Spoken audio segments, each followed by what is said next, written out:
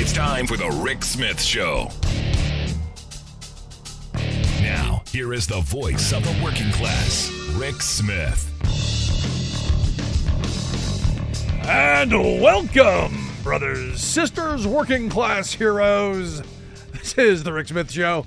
Thanks so much for being here today on the big program. Lots to get to, lots to talk about. Fantasy Island. It's evidently what we've become as my red hats. I don't know where this is coming from. I haven't been able to find it yet, but the thought that Donald Trump didn't put his hand on the Bible because something that's breaking some compact, we're destroying the corporation that is America, and a new world will be, just because he didn't put his hand on the Bible, a new world, a new country, new prosperity, new opportunity, new hope, a new vision for America. I know I shouldn't mock the dim, but holy, seriously, just because he didn't put his hand on the Bible, because, and there's some on the left who go, oh, if he put his hand on the Bible, he'd explode. Yeah, just stop. That is such an insignificant thing. It's ridiculous that it's even a thing, but the fact that everybody's spinning is, well, quite remarkable. Now, what President Trump did on day one was make the cost of insulin more expensive for people because he undid Biden's cap. And on that front, I've had a couple people tell me, well, that's because he's got a better plan. He's got a better plan. There's something better coming. And I love the conservative optimism, I guess, in this moment. I love this kind of, tomorrow's going to be a better day because we got a billionaire and all of his billionaire friends and a guy who's worth $500 billion. We've got them all now leading our government. Oh boy. I'm rarely without words, but today I'm kind of without words because, people who are struggling to make ends meet, and look, the anger is real.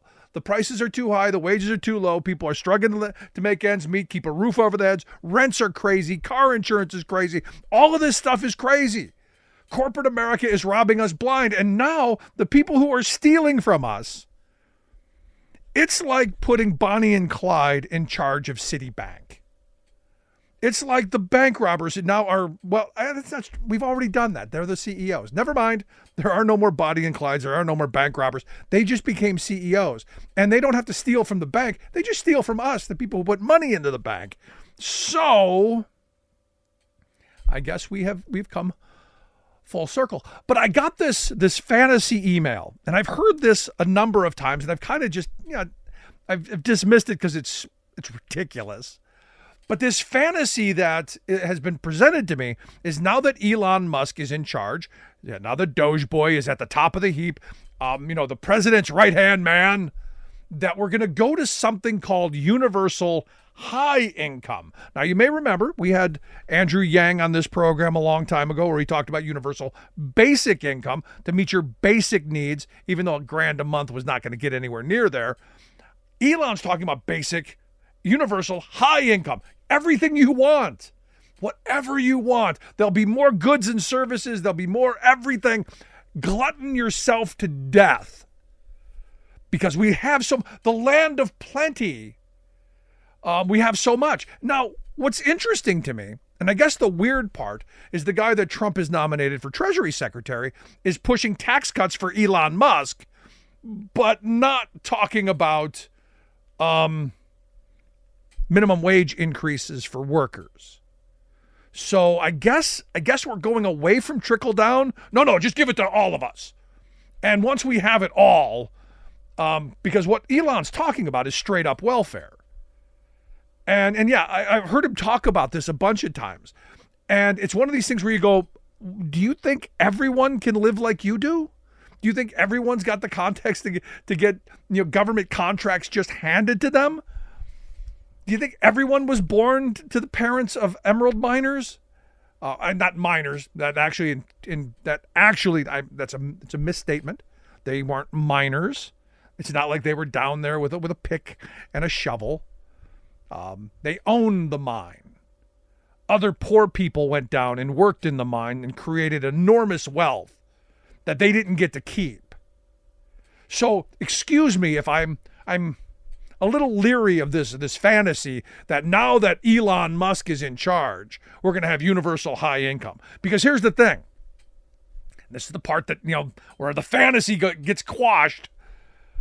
We are already the wealthiest country in the history of humanity.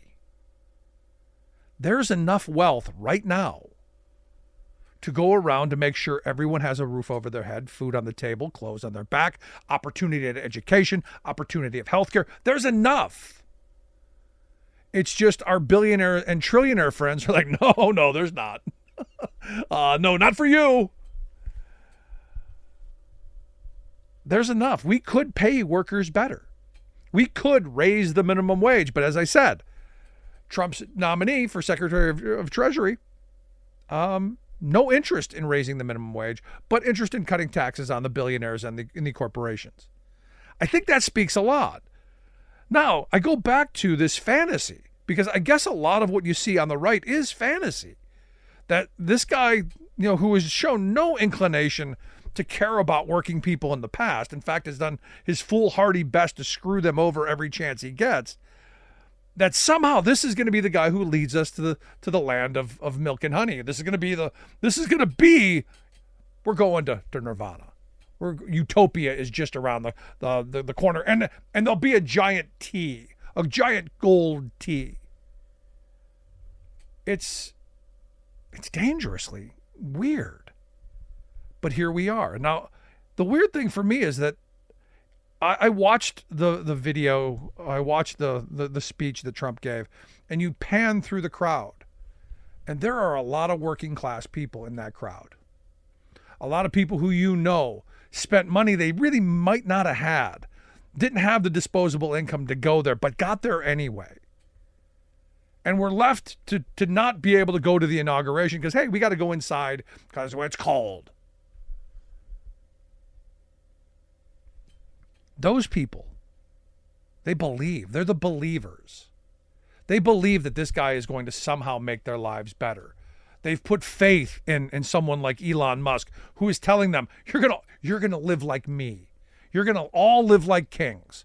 It's kind of a religious argument if you stop and think about it. When you go to heaven, everyone's going to be, living high off the hog.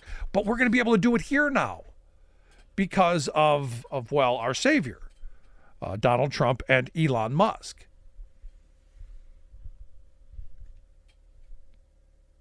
But again, I come back to the weird part. Because for me, it's this, you're still cutting taxes on the very wealthy who have all they could ever want. If you really believed in this idea of universal high income, you would fight for stronger unions. You would fight for stronger minimum wages. You would fight for a better distribution of wealth, a tax code that actually got you to that place. Because our tax code used to be fairly progressive. The more you made, the more you paid, and the less you made, the more you got returned. It was a little progressive in that we redistributed a little bit, and people got a little bit more than they paid in to help them make ends meet because, hey, it's good for the economy, but it's also just right that if you work hard and you play by the rules, you should get ahead. We don't have that tax code anymore. We have a tax code where if you can figure out how to cheat and hoard and pay enough attorneys to avoid paying taxes, then you're smart. I'm not seeing that kind of a tax code coming out of this administration that is going to help build that prosperity. I don't see anything that leads me in a direction that universal high income with all the goods and services we could ever imagine. Maybe I'm not able to envision what they're talking about. But what I see is I see them using our system of government to enrich themselves, to make their power greater, to make their wealth greater, to deregulate so that they can do more. It seems like a fantasy that you shouldn't have bought into. Want to hear your thoughts? You buying it? Email me, rick@thericksmithshow.com. Is Nirvana around the corner? Back after this.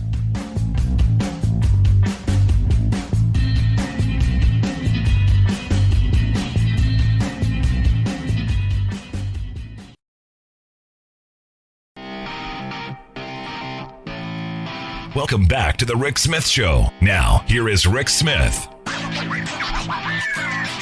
So we knew it was coming. Monday, the executive order-a-thon. Did exactly what we thought he was going to do. He's going to go after workers, and in a big way. He was going to undo a lot of the Biden stuff that he thinks he can do. And look, hey, we're going to go after, with executive order, changing the Constitution. Look, some little thing. But the message that came out of it is the phrase that all of my red hat friends are saying: nothing is going to stand in our way. No laws, no precedent, no Supreme Court, no American people. These are the words of the dictator. So day one dictator. I see this going a little bit further, and here to share some thoughts on the executive order day of action, and maybe what some of them were and why we should be concerned. I've asked my good friend Colin Seaberger to come share some thoughts. Colin's a communication advisor there at the Center for American Progress. Not just an advisor, a senior advisor. But Colin, thanks for taking time for us. Thanks for having me, Rick. So, what we expected on day one? I guess they've been telegraphing their plans for quite a long time. We saw a lot of it laid out in Project 2025. We've heard a lot about what they would be pursuing on the campaign trail and throughout the transition. I guess the thing that really stood out to me is just the massive gulf between the campaign rhetoric and what we ultimately saw in terms of action yesterday. There was a lot of focus throughout the campaign on needing to address the cost of living and that prices are too high. And yet yesterday we saw President Trump signed an executive order to roll back an executive order that would cap the cost of generic drugs in the Medicare program at no more than $2. Who is it benefiting to make drugs more expensive? I'll give you a hint. They're doing quite well. It's big pharma. Yeah, absolutely. Doing things like putting a moratorium on offshore wind. All that's going to do is drive up the cost of utilities, make it more expensive to pay your electric bill. And so, all of this is just obviously a radical departure from the concerns that, many Americans are understandably sounding the alarm on in terms of the cost of living crisis. And yet we see, Trump, sounding off on that problem, but only making it worse in his actions. Now, my red hat friends, because I brought this up, right away, I say, hey, look, already making things worse, as I am predicting he is going to do with his actions. And their response was, well, we had to get rid of the bad so we can bring in the good, because he's going to have something better. This blind faith belief that somehow whatever he's got up his sleeve, whatever's on those invisible documents that he doesn't have, that this is going to make life better. And look, I hope he does. I hope I'm wrong. I hope we go, you know what? If you need insulin, you get insulin. I hope that's where he's going. I don't think so, though. I think it's understandable to be a little skeptical. I mean, it's incredible to me to listen to Donald Trump's inaugural speech yesterday talking about, we need to put an American flag on Mars, and suggesting that we have the money in the U.S. government to be, playing space cowboy with Elon Musk and Jeff Bezos, but we don't have the money to make it a little more easy on families to buy their groceries at the end of the week, or we don't have the money to help people be able to pay more affordable costs for childcare, things like that. It's just ridiculous. And I think it really speaks to who Donald Trump and his, cabinet of some of the most wealthy people in this country, who they're working on behalf of. No, and it's an excellent point. And it's point. not the people whose programs that they want to take an axe to, whether it's healthcare or veterans benefits, food assistance. They've been laying out very clearly, who they're planning to make foot the bill, and it's the middle class. Well, it's the entire working class of this country who's going to take it on the chin. because, you made the point I made at the beginning, which is we have enough money to do the right things for people in this country. We have enough wealth in this country to pay workers a living wage, so we don't have to rely on the kind of welfare that Elon Musk is claiming he's in favor of. That we can distribute things a little bit more equal so that people can lead decent lives. But yet I saw nothing on Monday from Donald Trump or anyone there that it tells me that that's on the agenda. In fact, what I keep hearing is we need more tax cuts for rich people, and just pull yourself up by your bootstraps. Yeah, I saw nothing in there that actually supported organized labor. I saw nothing in there that is actually going to enhance American competitiveness and make it possible for us to bring more jobs back from overseas. That his own tax bill from his first administration helped facilitate the exporting of. So, I think you're exactly right. I do think that one thing that we know with this president is there's oftentimes a lot of doublespeak and a lot of saying one thing and doing something completely counter to it. And I think that's something that we're going to be watching very closely in the weeks ahead. But, I think there's a reason why we have, some of these folks who have been appointed to his cabinet are, have sexual abuse backgrounds or other sort of indiscretions and personal qualities that are very unappealing. It's so that way people are paying attention to that. They're not paying attention to how he's working to screw over hardworking people in this country. And that ultimately is where we need to be keeping our focus. And look, on day one, he said he was going to go after federal employees and did a hiring freeze and a return to the office kind of thing. And Rick, I got a friend who was up for a new job at the VA and who was in the process of working to get that job, but they were still conducting his background check. And so he had not actually started yet, and he got notice this morning that he's not going to be able to have that job anymore. Yeah. And that's less money for him. It's less money for his family. It's less money for him to be able to get ahead. So, and more importantly, these executive orders, they have real life consequences. Right. And I think that's the thing that I want people to remember. No, and more importantly, and I'm sorry for your friend, but that was a job at the VA that they needed to get done because our veterans, the people we put up on a pedestal and said, these are heroes, the people who answered the call when we pushed out in front and said, we're going to take care of you. That's us not taking care of them. Yep. That's exactly right. So also on day one, evidently we're going to isolate from the rest of the world. I guess we're pulling out of the Paris Climate Change Agreement. I guess the WHO, the World Health Organization. Anything else we're pulling out of? Yeah, those are the two big ones. The Paris Climate Agreement, is basically ceding all American leadership on solving this global problem. We're only the wealthiest country in the history of the world, and now we are saying, "Oh, here, China, come eat our lunch on this," and we'll go ahead and cede, our not just our responsibility, but our own leadership in developing the clean energy technologies that are going to help us curb climate change, going forward. So, we know that these, that these efforts are really important because we've seen in, such devastating ways, whether it is Asheville, whether it is the fires out in California, we're seeing in such devastating ways that the consequences of climate change are compounding and they're making, our communities more susceptible to ever more intense storms. And so let's be clear, we can either take action right now or we're going to have to, we're going to be spending a lot more money to rectify all of the devastation that climate change is going to bring to people if we don't wrap around our arms around us on the front end. Well, disaster capitalism can be very, very lucrative depending on which side of the disaster you're on. There's always been a part of me that's the reason. But you brought up the fact that, by pulling out of the international community, we're ceding some ground to China. And that was what Donald Trump's 4 years in office were really about. Us pulling out of places like Africa and China running in to fill the void. And I fear that I guess our leadership now is going to just be renaming, the Gulf of Mexico to the Gulf of America, while China does on the international level eat our lunch. And I got a real problem with this kind of isolationism.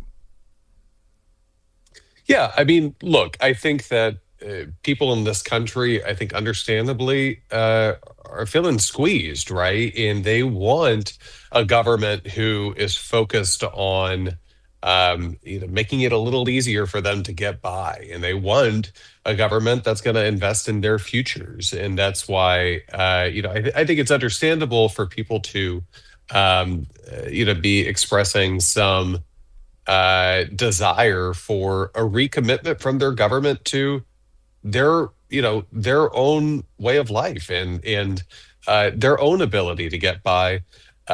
Yet we know that that's not going to come if we completely isolate ourselves from the rest of the world, right? Donald Trump has talked about imposing 25% tariffs on Mexico and Canada by February 1st, right? These are tariffs that could end up massively increasing the cost of things that people really care about, like the cost of housing if lumber is more expensive, which is normally imported from Canada. It could be a lot more expensive to buy your groceries because Mexico actually produces a lot of the produce that we rely on in this country because of their warm climate, right? So, there's a number of different ways that the American people could be really have the rug pulled out from under them, and have their lives, a lot more stressful if they're having to spend a lot more money in order to just be able to provide for the basics. No, I agree. But look, I'm a tariff guy. I believe that we can use tariffs in a way that benefit our strategic needs, protect strategic interests. I'm not one of the knee reflexive kind of, oh my God, tariffs. No, if used as part of a bigger plan, as a tool, I'm all in favor of it. But this kind of broad-based blanket kind of, it hasn't worked in the past, which is interesting because, it's haphazard. But it seems like, Donald Trump read a book on President McKinley because obviously one of the orders, I guess, is to rename Denali Mount McKinley again. I guess we're going back to that. Really an important thing to do on day one. But it seems to me there's this kind of, wanting to go back to that era that McKinley created, the robber baron era of the 1880s and 1890s. It seems coincidental. Yeah, I mean, Donald Trump talked about a golden age in his inaugural address. Sounds more like a gilded age to me, where the workers get, taken on the chin, and these most wealthy people in the entire world are standing right beside him, pulling the strings, telling him, here's what we want, we'll be friendly toward you. You just, green light our mergers and acquisitions so we get bigger and bigger. You take a cop off the beat at the FTC. You, completely deregulate as much as possible. And suddenly, who is it that's left holding the bag? It's the American people when the house of cards that they build comes falling down, right? We saw this obviously in the Great Depression. We saw this in, the 2008 financial crisis. And we saw it in 2023 with the small banks, snowballing in emergency rescue. And, we could be staring down kind of the same sort of, basically too big to regulate sort of model for a lot of these big tech companies if the plans that Donald Trump and his cabinet appointees, including the acting secretaries that he announced yesterday, end up actually executing on those plans. We know what they want to do, and we need to be on guard for what the damage is going to be for American people. No, I agree. So last line of questioning I've got for you, because what's the way forward for Democrats? They don't control either the House or Senate, obviously not the White House. They seem to be lost on some messaging. And look, I look at the landscape of the media. It's all about Elon doing the salute, or Trump not putting his hand on the Bible. I mean, we're chasing the laser pointer again and missing what's really important. Are we going to see a direction? Are we going to see a vision coming out of Democrats? And what are you guys advocating for them? So I think that Democrats, they can't be distracted by the Gulf of America, the invasion of Panama or Greenland, right? They can't be distracted by those issues. Donald Trump has been writing checks that he can't cash on the economy. He promised that he's going to be able to bring down prices, that he's going to be able to, solve the cost of living crisis, like the snap of his fingers. That's not going to happen. Right. And Democrats have to be, they have to be relentless in holding his feet to the fire for making promises to the American people, not just that he can't actually achieve, but ones that he's actually even making worse. And I think that's going to do a lot to really tease out the juxtaposition between the two parties and what they stand for and who they're fighting for. And I think that's really gonna help the party find its footing. There you go, Colin. I appreciate the thoughts as always. Good stuff. Look forward to having you back here again real soon. It's going to be an interesting ride for the next couple of years. But I appreciate the time. Sure is. Good stuff. Colin Seeberger, Senior Advisor of Communications there at the Center for American Progress. You can check out their website, americanprogress.org. Want to hear your thoughts? Going to make it worse? Going to make it better? Are you one of those folks who says, yeah, get rid of that insulin bill because something better might be coming down the road? And I'll bet you're one of those people still waiting for it to rain, the rivers of golden honey that we were promised from trickle-down economics. Back after this.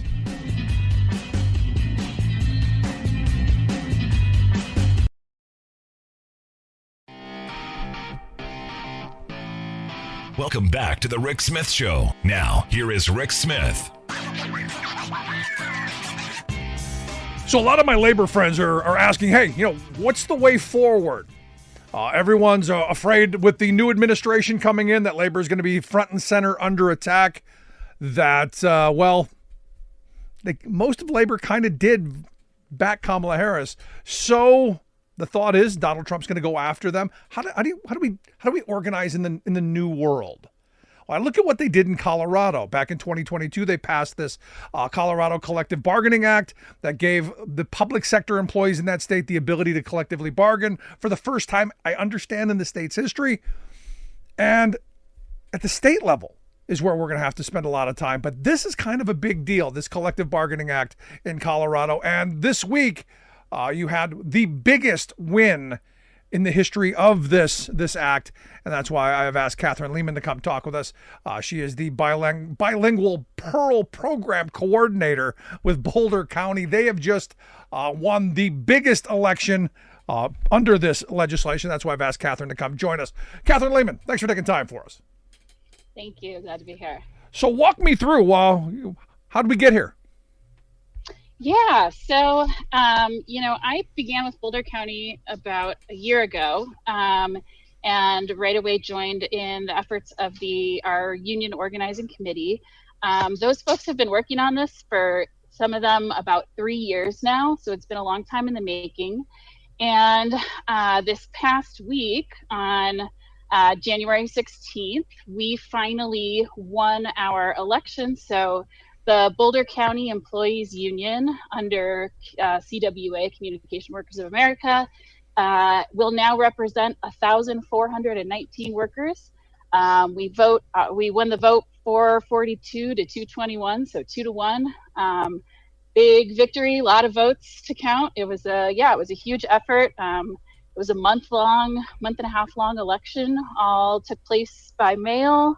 And we're absolutely thrilled. We this is our kind of time to put our priorities into action as workers, our own priorities in our work here with Boulder County. Sure, and to have some say in your day, and maybe a push for a little bit better wages, hours, conditions, all of that stuff.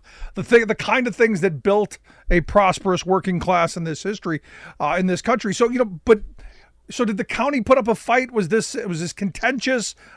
Under this law, are they able to do that? Walk me through some of that. Yeah, great question.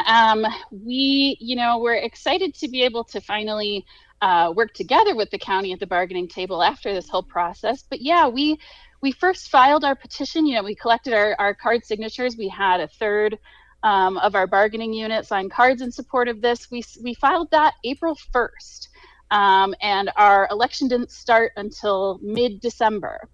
And a lot of that was due to kind of wrangling between the attorneys representing the county, our attorney from CWA, with negotiating together with the Colorado Department of Labor and Employment, CDLE. And part of that, I think, also is that, as you said, we're the first large unit to go through this process under this law. So a lot of that was kind of setting precedent for including almost all departments within the county. We had some questions over whether public health and housing and human services, because they are governed by their own kind of boards, whether they'd be included. And we pushed for everyone to be included that we could. Public health is a huge representation within our supporters. And in the end, we have this massive bargaining unit. We're so excited to have that kind of power in our numbers. But it was a long process. It was a long fight. But overall, I mean, the reality is April to December. In the private sector, it's become much worse than that, which is why I do believe we need comprehensive labor law reform in this country. Not that we're going to see it in the next 4 years, but the reality of where we are is workers still need to be able to organize in the age of Trump. But here's the thing: on the federal level, during his inauguration, he put the target back right on federal employees. They're going to try and fire people. They're going to try and do all kinds of things at the federal level. So seeing state level public sector workers going, hey, we need to protect ourselves, I think a good thing. But do you have any concern that that's going to trickle down from the federal level to the state level? I think there's always some concern about that. But here in Colorado, our governor has, at the very least, tried to kind of position himself as, and has done, some decent stuff in terms of putting himself on the side of unions at times. And when we have our legal right here, we're prepared to fight for ourselves and advocate for ourselves, whatever kind of comes down from federal level. Now, I want to go back to the state law, this Colorado Collective Bargaining Act, because as I said before, I believe Colorado didn't have the ability for public sector workers to organize. There was no law that did this for them. They were able to pass a law and get this done, because I do think a lot of what we're going to be needing to do over the next 4 years is going to be at the state level. Are you aware of how this process went to get this, what it took to get this law out of your governor and your state legislature? Yeah, I know that it was definitely a long process, and there was a lot of kind of back and forth. There was definitely some compromise that went into it. For example, something that we intend to, now that we have this union, we have this voice, intend to, eventually push for example, this act does not include the right to strike. So the way that we, need to potentially, hopefully not, we hope that negotiations will go great, but, we have to find other creative ways to, apply pressure if we end up needing to push back on things. So yeah, this law, it came about with I know CWA was a big part of it. The general like labor movement here in Colorado really pushed for it and got state legislators to finally make it happen. But yeah, it also was a big process of compromise, and it's not perfect. And we're gonna keep trying to improve it. Yes, but now this is the first major victory. Do we see this roll across across the rest of the state to get more public sector workers the right to decent wages, hours, conditions, all of the things that being part of the labor movement brings? I think that we do. Yeah, we really see this as precedent setting. Like I said, I think a lot of the delay that we saw was because the CDLE was so aware that this case is going to be the precedent for how this works in other places. And I think that, our size, the size of our unit, the 2-to-1 victory, I think that is all absolutely on the way to inspiring this across the state for sure. Now, we were talking before we came on air about your position. You're the bilingual Pearl program coordinator. What does Pearl stand for? Pearl stands for People Engaged in Raising Leaders. My programming aims to encourage civic participation and diversify, the faces of the people who have a seat at the table in county decision making. And I really see that as directly connected to my work advocating for a union and being part of a union as well. Participation in the decisions that control your life happens at work, it happens at home, it happens at the school board, it happens joining a county board. And so I see such a great kind of dovetailing here of the work I do for the county and what I'm doing winning this union with my comrades at work here. Yeah, but I heard you use that D word, which seems, I don't know if you noticed this week, a new guy took over in DC, and that's one of the words going to be under attack. Is this one of the reasons that maybe a lot of your members joined unions, joined the union because the fear of what could be, or was this aspirational? Hey, our lives are going to get better. I'm curious. Any thoughts? Yeah, I think in a lot of ways, it's definitely got both. We are super hopeful for the kinds of things we can do to make work and life better for every employee at Boulder County. But yeah, absolutely, there's a sense of, what can we do to protect ourselves in this time of kind of fear and uncertainty, especially those of us who care about, the D word diversity. And having a seat at the bargaining table at work and having a solid sort of sense of solidarity and a collective protection for all of us, the union is absolutely the way to feel a little more in control, right? A little more safe under those conditions. And not just protection for you, but also for the citizens of Boulder County. Because one of the things I love that you've mentioned a couple of times is doing the best that you can for the citizens of the county, doing your job. And one of the things that unions give workers the ability to do is to be empowered to do the best job that they can without fear of repercussion. That I think is a big part of this as well, no? Absolutely. This 100% enables us, all of us, we're all public servants. This enables us to improve the services we provide to the public. It allows us to advocate for meaningful changes, improvements to how we provide services, all that kind of stuff. It makes us much better public workers. Because the reason I bring this up is, in my life, we're going through some interesting times. My wife's still in the hospital, and we've gone between hospitals with unionized nurses and hospitals that don't have unionized nurses. And there is a very real difference in the kind of advocacy and the kind of things that you see from the unionized nurses that you don't see in, the other places. So for me, that union advantage, if you will, is very real in my life. And I see it in other places where people feel empowered to do what they think is best, what they think is right, and to do the best job they can without fear of someone always being over their shoulder. So I think that for me, when I hear you talk about this, that's where my mind goes.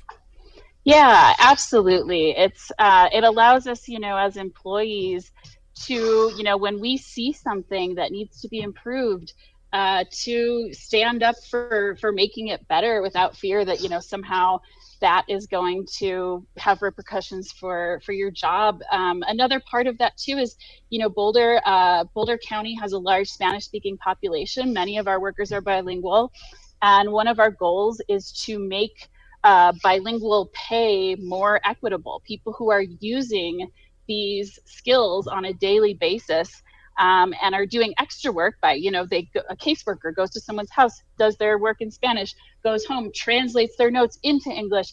That extra work of speaking another language, of translating your notes, we really are going to push for a more equitable compensation for the people doing that kind of work here. Yeah, there you go. Providing that service that is so essential. So for our audience in Colorado, what's with this new law, this collective bargaining act, what's the message to them you guys are sending? The message is, it's not only possible, but it's a great thing to organize and, get your voice at the bargaining table at work, and to get that, I can tell you, I've worked in unionized and non-unionized workplaces. The quality of my work life, when I get to be part of a union, the feeling of solidarity, the knowing that someone has my back, knowing I have my coworkers' backs in a way that has this structure of support behind it. It's such a light that kind of comes into your work life. Yeah. I hope all the other counties of our size, 7,500 people or more, will join. I hope so as well. And also, I think you hit on something that grabbed my attention. Having that sense of security, of knowing that you can't be just discarded without cause, which we're going to see a want at the federal level. I think it's so important. But Catherine Lehman, I appreciate you taking a couple of minutes for us, sharing your victory with us, and I wish you guys and the folks of Colorado the best. Thank you so much. I'm so glad to be here. I want to hear your thoughts. Email me, rick@thericksmithshow.com. You think this is something that could go in other states where, we encourage collective bargaining, where we give people the ability to exercise their vote, their right to organize? I want to hear it. rick@thericksmithshow.com. Quick break. Right back. I'm Rick Smith, and this is Labor History in 2. On this day in labor history, the year was 1849. That was the birthday of U.S. labor leader Terence Powderly. Powderly was born the second youngest of 12 children to Irish immigrants in Carbondale, Pennsylvania. At the age of 14, he went to work for the Delaware and Hudson Railroad. In 1871, he joined the International Union of Machinists and Blacksmiths. Also involved in local politics, he was elected mayor of Scranton, Pennsylvania 7 years later. Powderly is most well known for his leadership of the Knights of Labor. The Knights of Labor were a new kind of U.S. labor union in the late 1880s. They invited workers to join regardless of their trade or skill. They helped to lead the fight for the 8-hour day. In his autobiography, Powderly described why he was so committed to the labor movement, writing, 5 men in the country controlled the chief interests of 500,000 working men, and can at any moment take the means of livelihood from 2.5 million souls. The goal of the Knights of Labor was to give voice to those 500,000 souls. By 1879, Powderly rose to become the Grand Master Workman, the highest leader of the Knights. Powderly was weary of strikes as a tactic for labor. Yet, despite these personal qualms, the Knights led several successful strikes under his leadership, including one against railroad tycoon Jay Gould. The Knights grew to represent 700,000 workers across the nation. But then, the Haymarket tragedy occurred when a bomb was thrown by an unknown assailant at a workers' rally in Chicago in 1886. In the aftermath of Haymarket, there was a national backlash against labor unions. The Knights bore the brunt as membership dropped by nearly 90%. Like what you hear? Check out more at laborhistoryin2.com.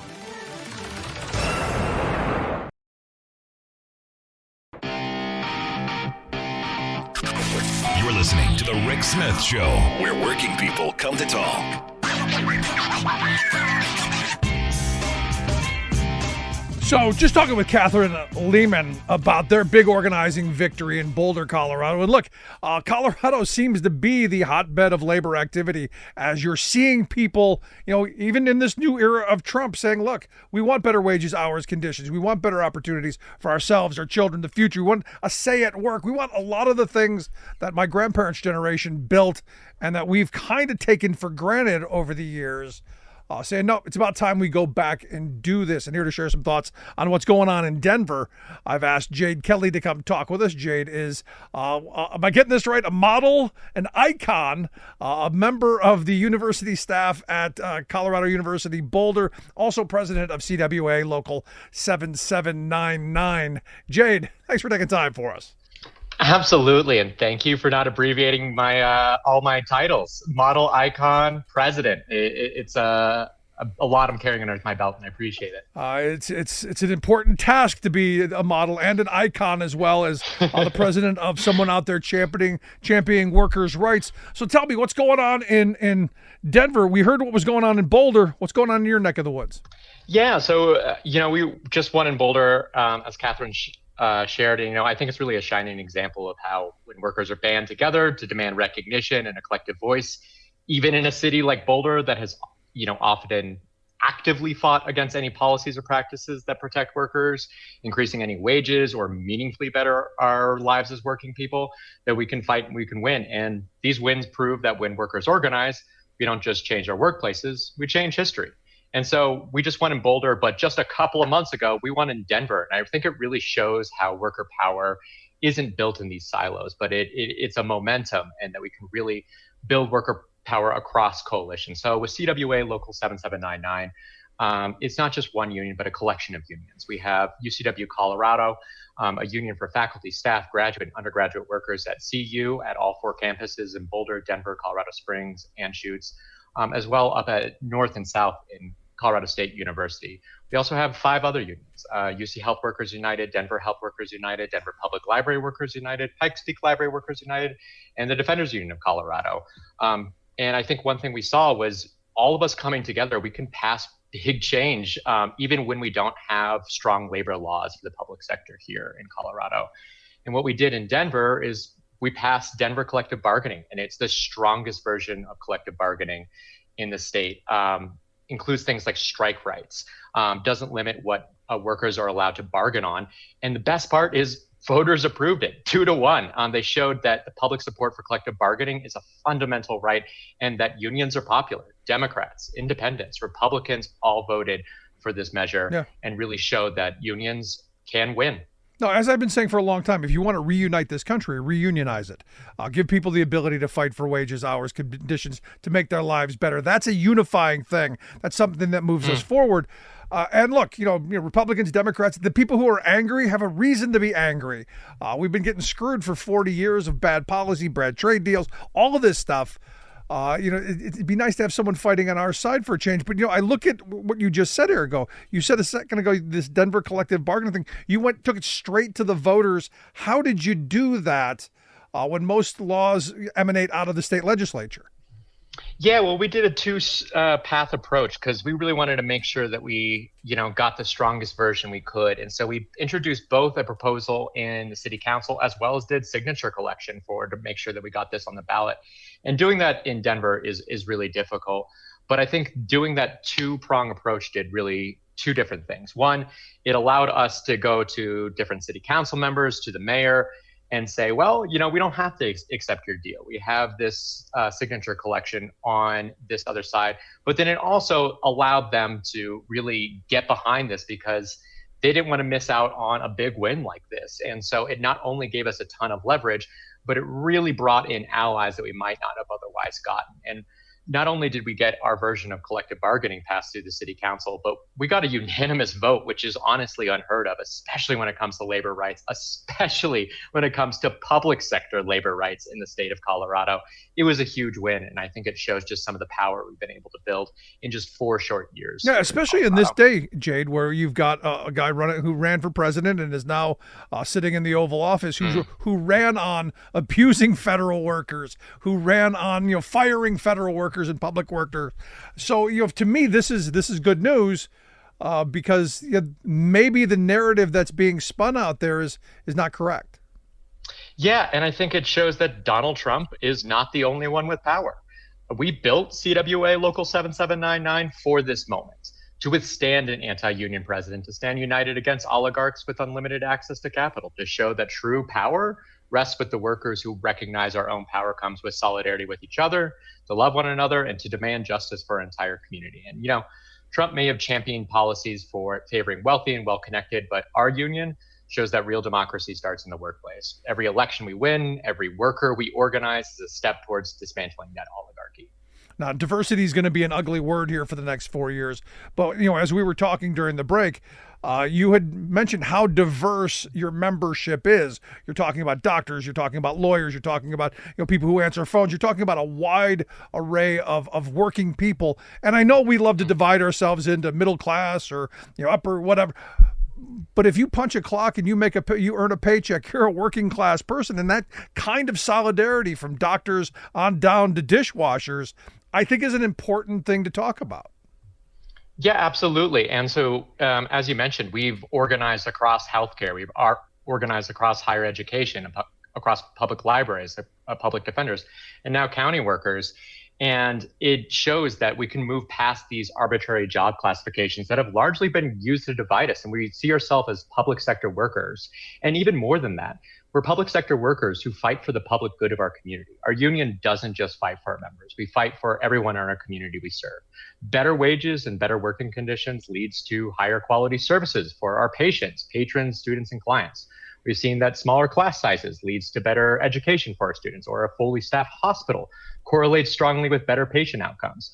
Supporting unions means supporting your neighbor, your community, and yourself. And to your point about diversity, CWA Local 7799 places anti-racism, queer liberation, human rights, and fully funding our public institutions at the core mission, because justice in our workplace means justice in our community. And any good labor union understands this and knows that things like misogyny, racism, and transphobia are tools used by the boss to divide us, and we're not going to fall for it. We're going to continue to build mass worker-led unions across this state. It's interesting you bring up the division from the bosses. I always use the Jay Gould quote of the railroad magnate from the 1880s and 1890s who said, "I could easily pay half the working class to murder the other half." And sadly, they're not even paying anymore. We seem to be doing it to ourselves through these kind of arbitrary divisions.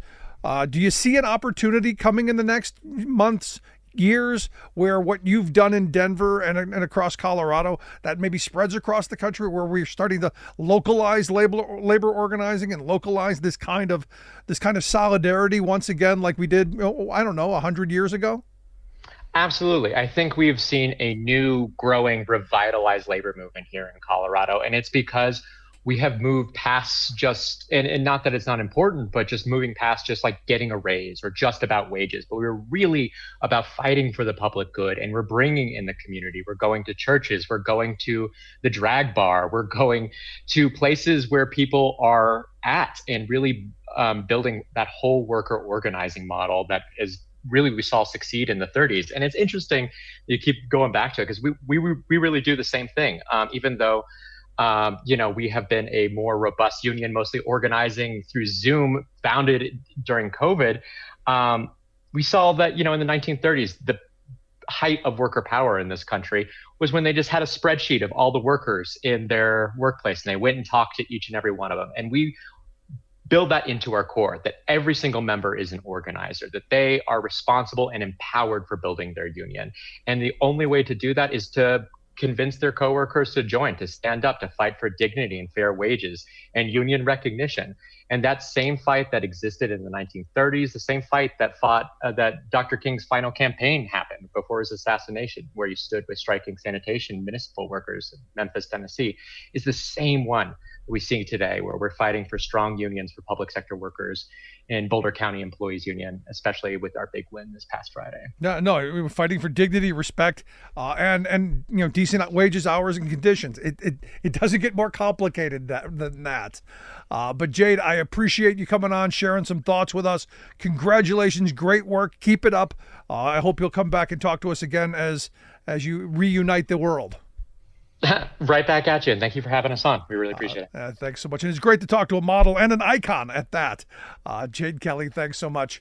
I want to hear your thoughts. Email me, rick at thericksmithshow.com. Do you think this is something that can be replicated? Do you think other states, now that you've got someone in the Oval Office hell-bent on destroying organized labor, do you think this then trickles down into the state and local level? Do you think we do what, say, Illinois did with their Workplace Protection Act? Do you think this can happen in your state? I want to hear your thoughts. Email me, rick at thericksmithshow.com. Miss any portion of the program, make sure you grab the podcast. Wherever you get your favorite podcast, you'll find ours. freespeech.org. Check that out as well. And as always, thanks so much for being here. We'll see you back here next time.